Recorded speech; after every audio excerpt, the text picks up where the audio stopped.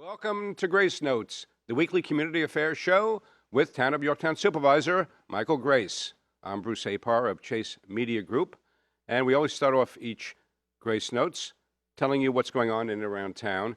And Supervisor, on Sunday, March 9th, it took me a second to remember what month it is, because Right. we just feels had a like February. January. Right, Yeah. right. The cold makes the months blur together. Anyhow, on Sunday, March 9th, this is really nice. Another example of what you like to talk about as the exceptionalism of our town.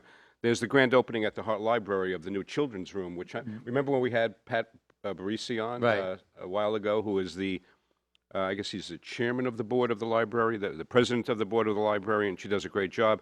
I remember she was talking about the fundraising effort to totally renovate the children's room at the Hart Library, and now, It's thank opening. goodness, yeah, they raised the funding they needed, and they're opening on Sunday, March 9th. And so congratulations to the Hart Library and to the community, for that matter. That's really nice. And then on Thursday, March 13th, at Phoenix House on Stony Street, there's a seminar, a symposium on the drug crisis in our backyard, prescription drug and heroin addiction.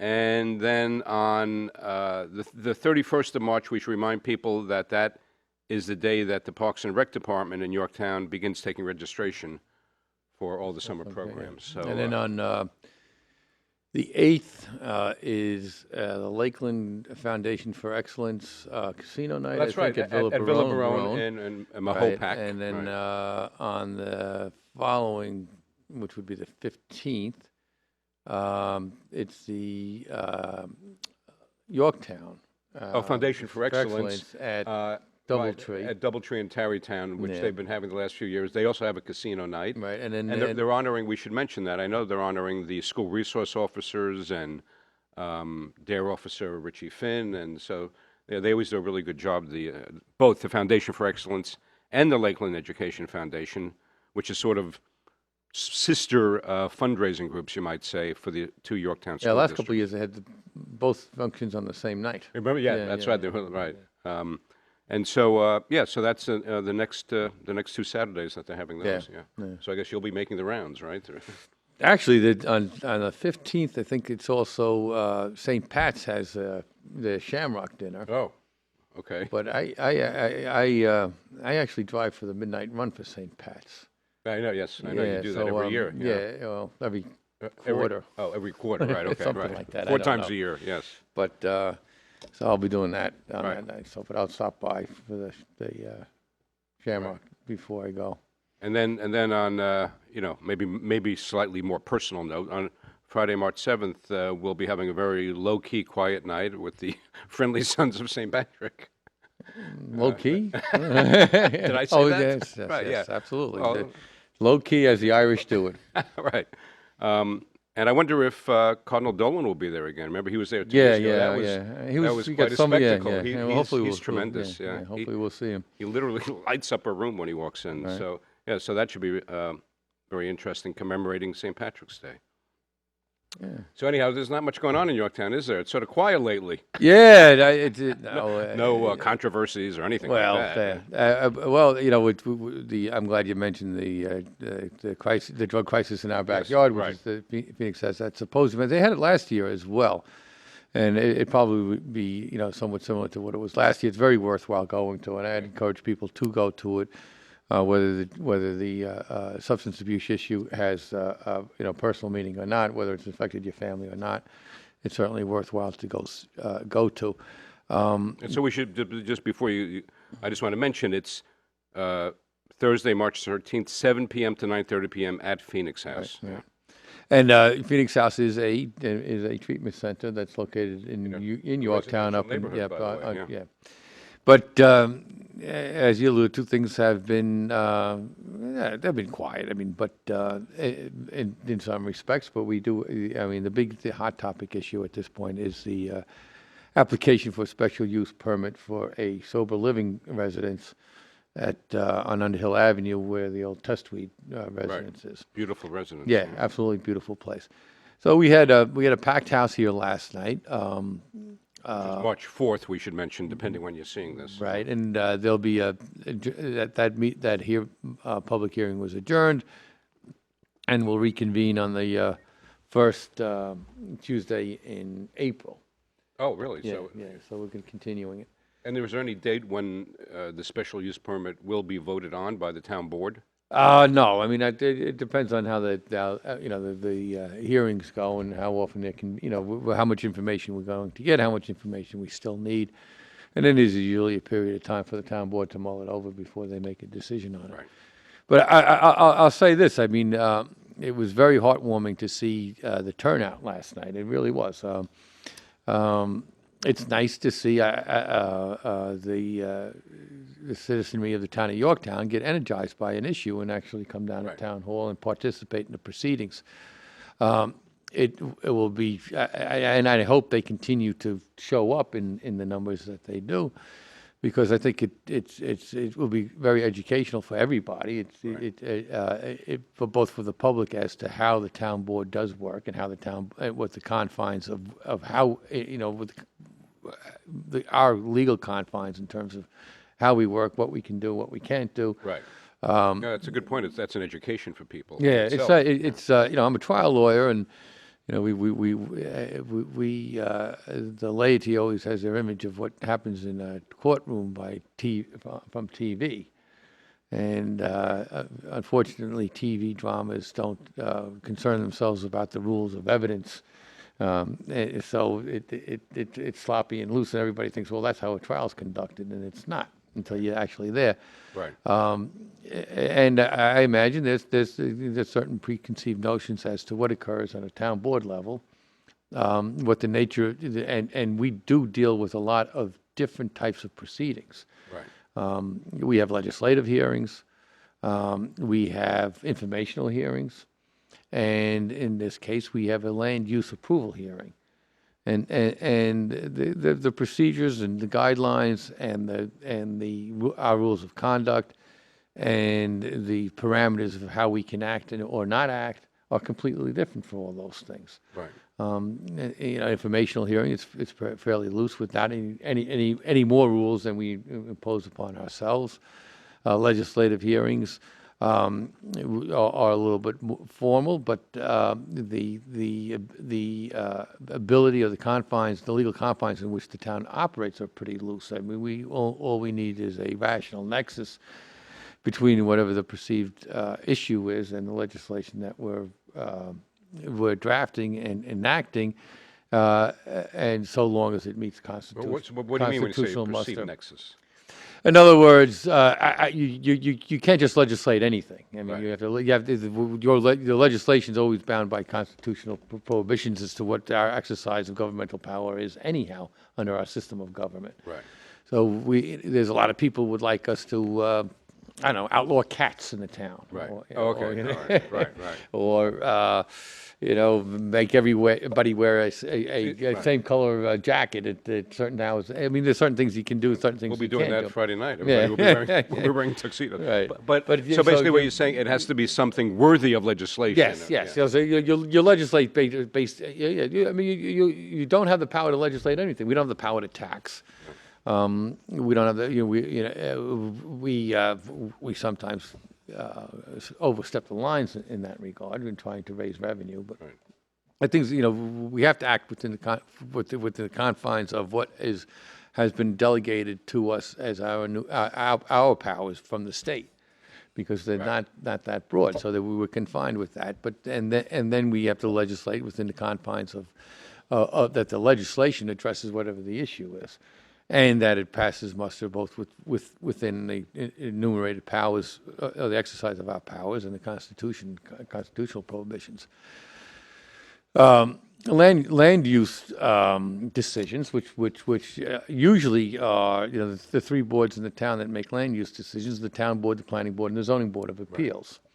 And early on when I first was elected, there was a big debate as to how much land use, what land use applications should be in front of the town board and the planning board. And there was a big hue and cry about, you don't want the town board to take over land use issues because it becomes political, but Right. and then you leave it with the planning board, and I always thought that, well, the town board really wanted to, on really controversial issues, it's Right. really nice to kind of wash your hands of them and to say, well, I'm going to delegate it to this board and that board, let them take the heat. We sit there and say, well, that's the law, and they have to follow it and go talk to the zoning board or the planning board if Right. your gripes are. Costco's a good example. You inquire about Costco for a certain segment. It's in front of the planning board. We got what's happening with Costco. It's really jurisdictional with the planning board. There may be aspects of it that are jurisdictional with the town board, such as the filling station, the gasoline filling station, will be jurisdictional with us under a special use permit. Right. So, but when we make a land use decision, our decision has to have it has to be rational. It can't be the standard for review is whether it's arbitrary and capricious. You have to do a full environmental record to make sure, in order to make sure, because if you don't do the full environmental reviews and you make a decision, then that decision is unhinged from a thorough environmental review. As a matter of law, it becomes arbitrary and capricious. Right. But it's assuming that you have a full environmental record, you go to the standards of the code, you apply the standards of the code to whatever the application's in front of you, and you make a decision, and that decision is reviewable at the Supreme Court level on a standard of whether or not we abused our discretion in granting or denying it, and whether that was arbitrary and capricious based upon the body of evidence that Right. we have.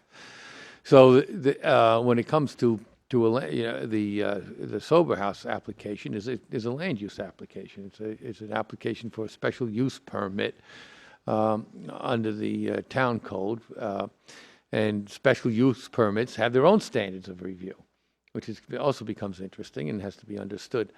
We have different zoning classifications, and we can get into the big debate for days as to what the wisdom of those classifications and where should we have them.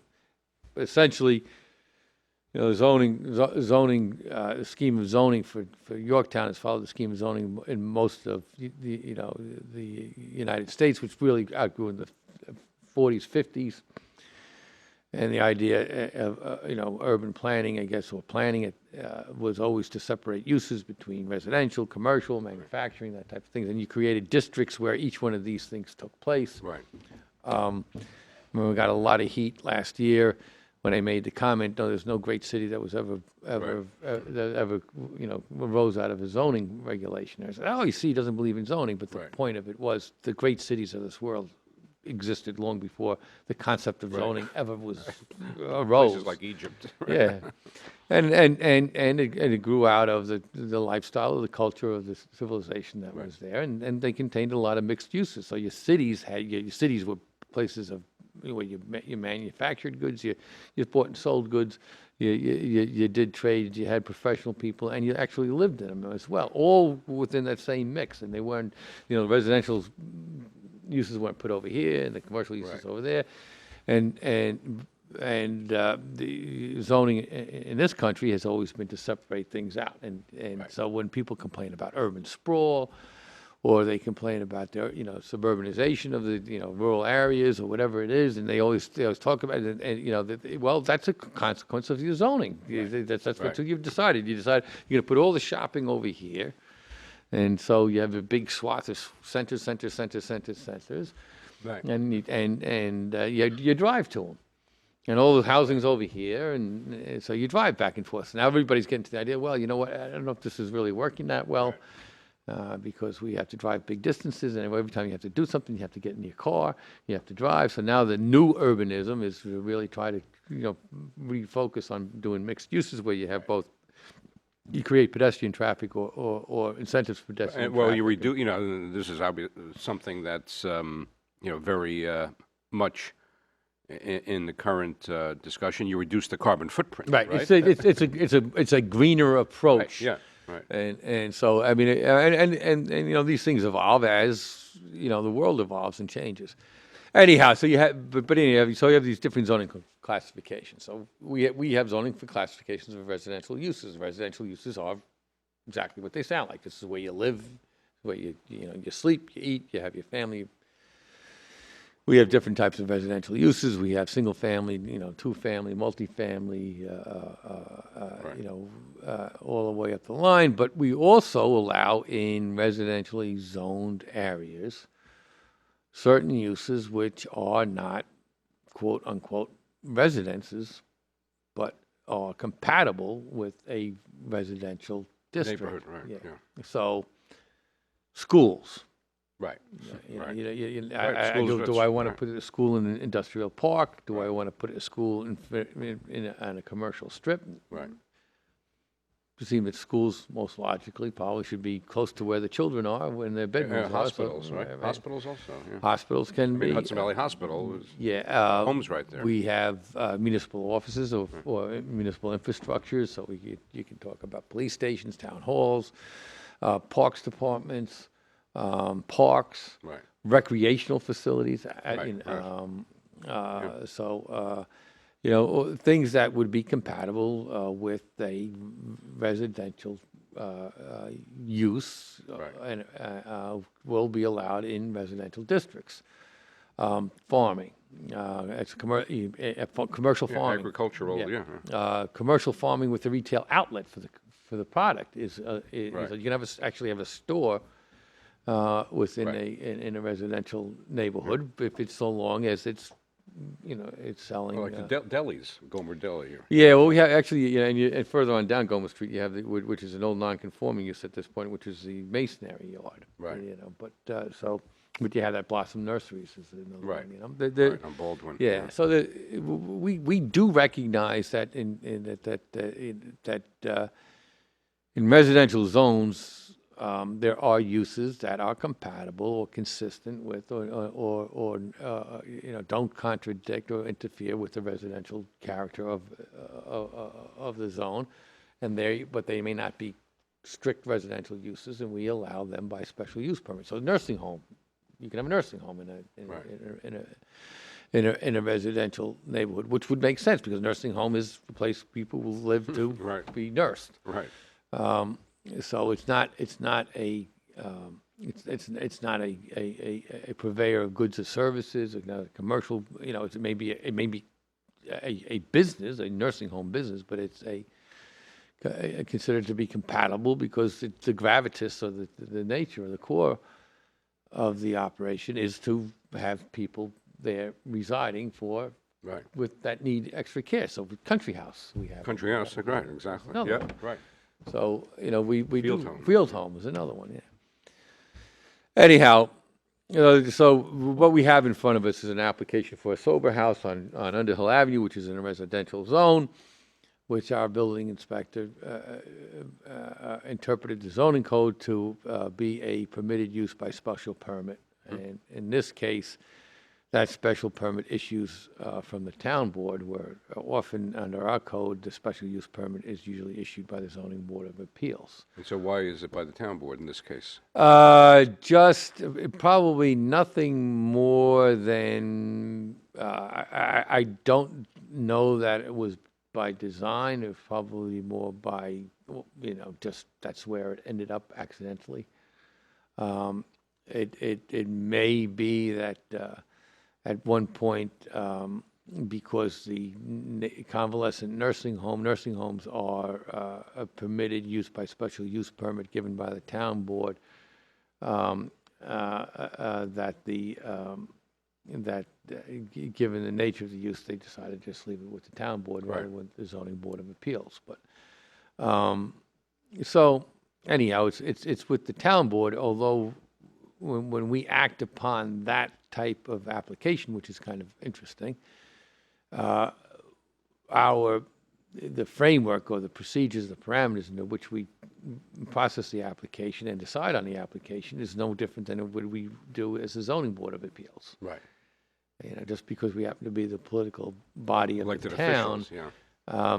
it doesn't mean that we can make the decision based upon a political considerations, Right. which the town board does when it legislates. Usually, Right. that's usually based upon a perceived interest or need for legislation, and that really is the legislative body of the town being the town board. You create regulation or rid yourself of regulation out of whole cloth. It's sort of, this is, becomes driven by a particular policy decision more than anything else. Right. Where a land use approval cannot be driven by political considerations. It's really based upon the evidence, the interpretation of the code, the law that it applies, and the fact that it's reviewable under a standard of whether we've properly exercised that discretion or we've abused it and we've been arbitrary and capricious in reviewing the application. So often the issue when the elective body of the town has a land use application, and you have to resist the acting on them, for political purposes. Right. And that's not an easy, Sure, right. sometimes it is and sometimes it isn't, but that's the line, those are the guidelines you have to follow. But I tell you, it was I guess, heartwarming to see the level of participation. It was people very passionate on both sides of the Yes. equation on this one. I am going to, I said it last night, it really taken back by the fact that the level of participation, the level of passion that this issue has generated. And I think that in and of itself, notwithstanding where this application goes, is very encouraging. Yeah. And I say that with the utmost sincerity. There are people that are opposed to it, and have their absolute legitimate concerns as neighbors or potential neighbors to this use, which need to have to, you should be kicking the tires and, Right. and having a full examination of the nature of the application, the nature of the use, the nature of what may be, an approval or denial, the ramifications of all that are. But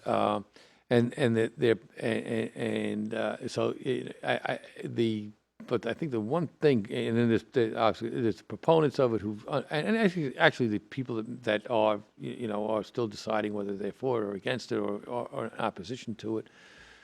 I think universally, everybody, one of the nicest things that came out of it, I think, to a person, everybody understood what a plague substance right, abuse right. has become on us as a community. Right. The people that are in proximity or maybe in proximity to the sober house obviously had their concerns, but they made it very clear, I think, all the way through the line that they didn't want to malign those people that Right, are need in help. need help. I Right. mean, and they made that clear. And they I think they strained themselves to let us understand it's not that they don't think that this is a valid, something that's needed in our community. Well, It's just the wisdom of whether it goes into Right. that location or not. I was going to say that, there's this expression, ever since a play came out many years ago, I believe it was John Guare, the playwright, 6 Degrees of Separation. So that's become, part of our vernacular, 6 Degrees of Separation. And I would say, by no stretch, can you make the statement that it is no stretch to make the statement that is that there's a lot fewer than 6 degrees of separation between almost anybody and they're knowing somebody, maybe a relative who, is, Right. let's say, a victim or is afflicted by drug abuse. Yeah. I mean, it's like everybody's very close to that. Yeah, we had people ask me, there was a history of alcoholism in their family Right, or right. addictions, and people with, there's all sorts of factors that are involved, and I don't pretend to know all of them. I mean, there are genetics, there are, propensity, people have propensities to it. There's, we always I'm Irish, so I'll say, the Irish have always, the ethnic weakness towards alcoholism or whatever. But there are genetic, vulnerabilities, I would say. But you're right. I think it was made very clear last night that nobody, even those that oppose it, are not affected by it in some way. I think one gentleman talked about his brother. He was opposed to it, but he was talking about his brother having a heroin addiction. Right. So the thing is, what I take away from it, and it's still an ongoing discussion. We'll see where it goes. But one of the things I take away from it at this point, anyhow, is that the issue has raised an incredible amount of awareness of the problem. Right. I think the discussion of it starts to peel away the sense of shame over it, because I think that's counterproductive to any type of healing or constructive discussion on how to address the problem. But I think what again, I think this is and I'm not prejudging the application at this point. What happens with that and whether it goes there, it doesn't go there, will remain to be seen. But I think this is a great opportunity for the town of Yorktown, Right. which I've always said is an absolutely exceptional community in terms of its charity, its warmth, what people do and how they volunteer their time in the community, the fabric of the community, the people that contribute to the fabric of the community, and all sorts of charitable, volunteer, military, faith-based organizations. I mean, it's a wealth of that up here, and I think an exceptional, and I mean that absolutely sincerely, having been through a lot of I know. communities. As Right. as a representative of the town of Yorktown, I find this community to be quite an exceptional community in that Right. regard. So to my point is that I think that one of the best things that can be said about the town of Yorktown is this exceptionalism, and that we as a community need to embrace the fact that substance abuse issues is also a part of our community, Right. and that we as a community really need to begin to address it at a very local level, and it's not something we can pass up to the county or not Right. pass up to the state or pass up to the federal government to kind of take our Well, hand. it's in that regard, it's the old story. You have to get to the root of the problem. Yeah. And literally, like you're saying, the grassroots are where you live. Yeah, and I think with the ongoing discussion, and I'll take people at face value as to what they say. Obviously, it's an issue. It's an issue that it draws a lot of passion, and the thing is the idea of embrace the issue is a very important thing.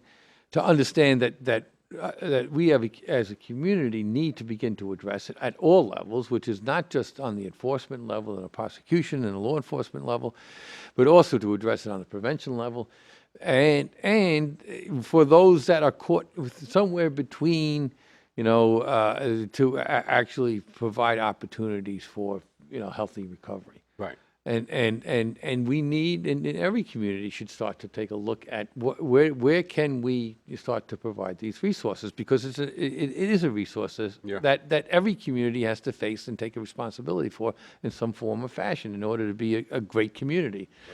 The people that are most proximate to where this sober house make the point of the character of their neighborhood, the character of their neighbors, why they moved to Yorktown in the first place, what their expectations were for moving to Yorktown and for raising a family and being part of a community that prizes and has as its compass, family values at heart,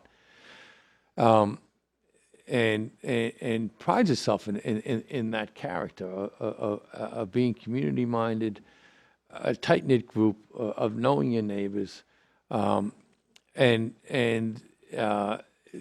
so if that's what defines us and that's what makes us as a town,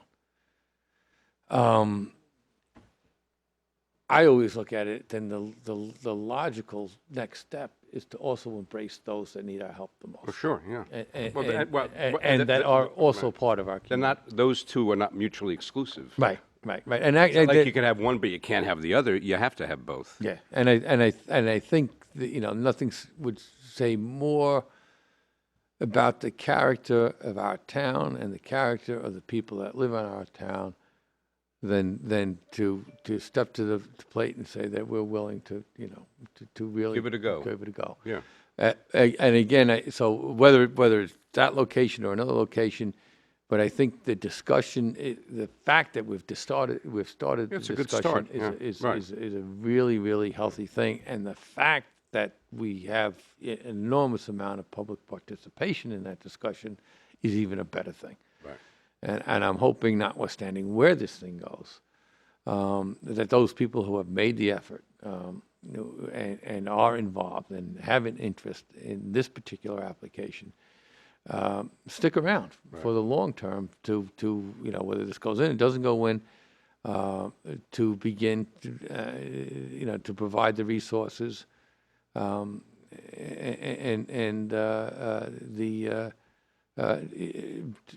to allow us to have a healthy, good discussion about what to do about this problem, which is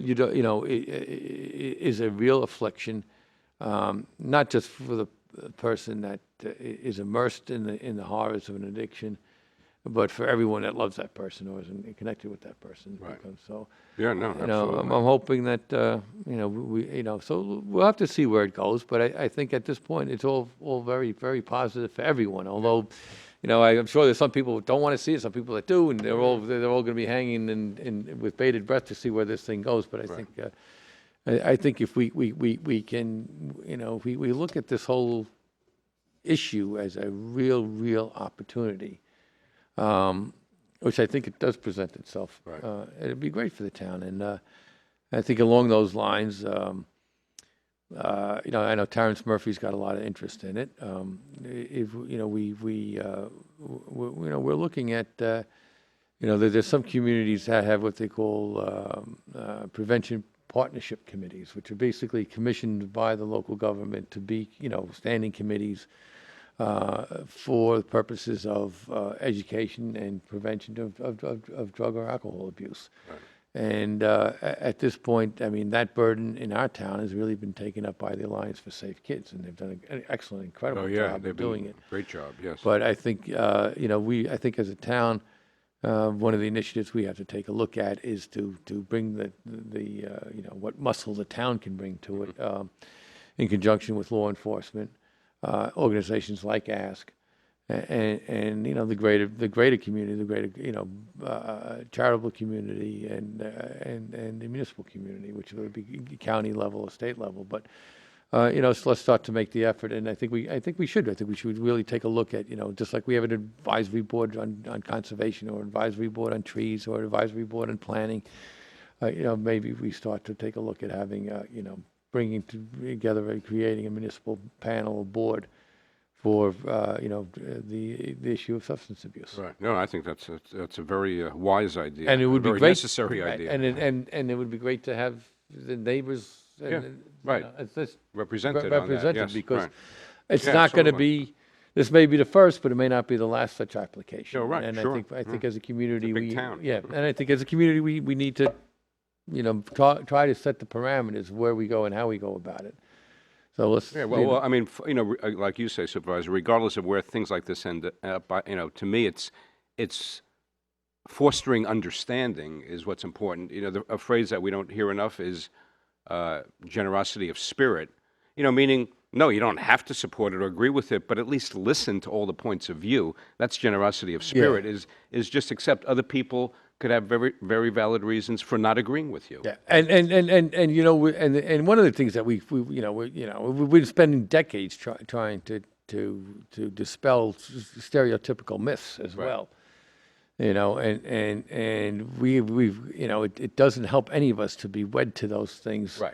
And I think you made the point in your last article. I can't remember how you phrased it, but it was very well done. It's just we got to be we're wed to some Right. stereotype, Right. and which completely blinds our judgment as to. Well, so sometimes, and again, I do it too. I'm not immune to any of this. Sometimes there is an unfortunate tendency to look for what's wrong with somebody, or to imagine something that's wrong with them instead of, trying to find what's the best in them. Yeah, and to that, I mean, look, we've all, even when we put our faith in someone, we've been let down. So Yeah, sure. we have our guard up. But there's all, I really feel, again, I don't, I've got an enormous amount of faith in what I've always called the exceptionalism of the town of Yorktown, and I have that faith in its exceptionalism, and I think this is just going to be an opportunity to make that exceptionalism shine, regardless of what happens with this application. I think if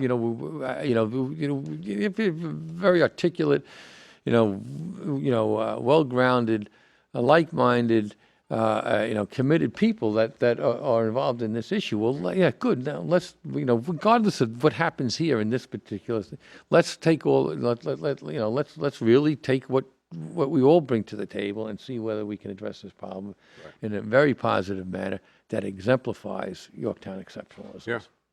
Well, I can't improve on that. So on that note, and I know you have I got places to go and things to do. I got a phone clicking at me in the back. Yes, so I'm already late. Snapping at you, yapping at you. And thank you for watching Grace Notes with Town of Yorktown Supervisor Michael Grace. I'm Bruce Apar of Chase Media Group. Be sure to watch us next time and every time because Yorktown is your town. Thank you.